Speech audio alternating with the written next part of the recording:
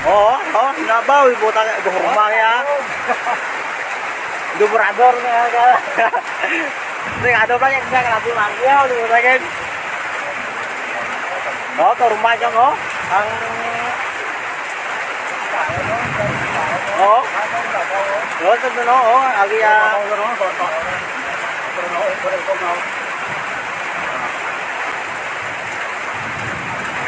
inanay yung ikognaw, sige pa, oh. Inanay yan. Makita sa video nga kuha ni Edward Capuso ang mabaskog nga dapyas ang hangin sa pwesto ko sa diin ang mga ini nagapanilong. Ini matapos ka magbubo ang mamunog nga ulan sang gintalikdan nga Biyernes mga takna 5 sang hapon.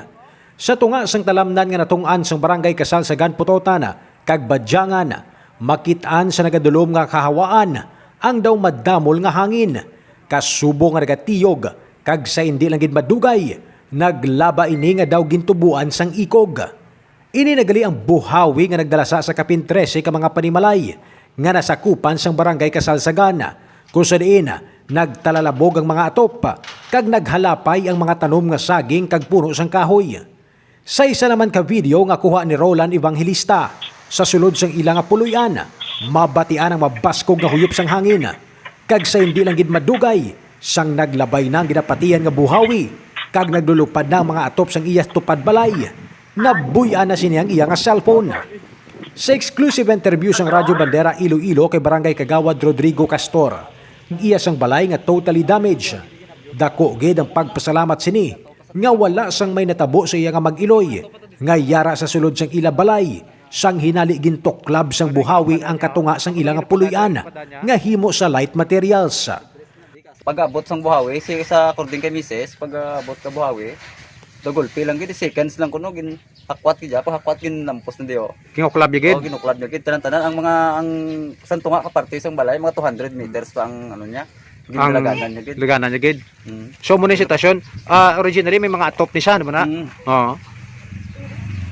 Ti subong di ka mo nagalin temporary, sir? Nagsaylo kami sa balay sang akon nga no nga pakaysa. Madasig lang suno kay Castor ang paglabay sang buhawi. Sa karon, temporaryong mga ini nga nagapuyo sa balay sang iya nga pakaisa, samtang ginaplano pa ka ginapalibugan kung paano pagaumpisahan ang halit kaginbilin sang buhawi. Padayo naman ang validation sa barangay sa mga piktado nga mga panimalay. Kag suno kay Barangay Captain Jesse Loxenio, ila na nga gintagaan sang nauna nga ayuda ang mga piktado matapos nga ipalabot sa alkalde sang banwa ang natabo. Samtang ini ang labing una nga kahalitan nga gintuga sang buhawi suno sa kapitan sang barangay. Sa karon, mas nangin alerto na ang mga pumuluyo, ilabi na gid kung magtupa ang tuman kamunog nga pagulan. Mga balita nga ato na tipon gikan sa probinsya sang Iloilo. Ray Espeha Umalay, nagabandera sang matudtod nga serbisyo publiko kag kalingawan sa Iloilo. Radyo Bandera. Do you feel tired all the time? Do you have frequent infections? Do you have always cold? It's a sign of low immune system. Boost your immune system with Clinica D3 Bio, antibacterial, natural antioxidant, immune system booster. Clinica D3 Bio has vitamin D3, lauric acid, and monolurine to fight against all viruses. Try Clinica Vitamin D3 with Coccus nocifera.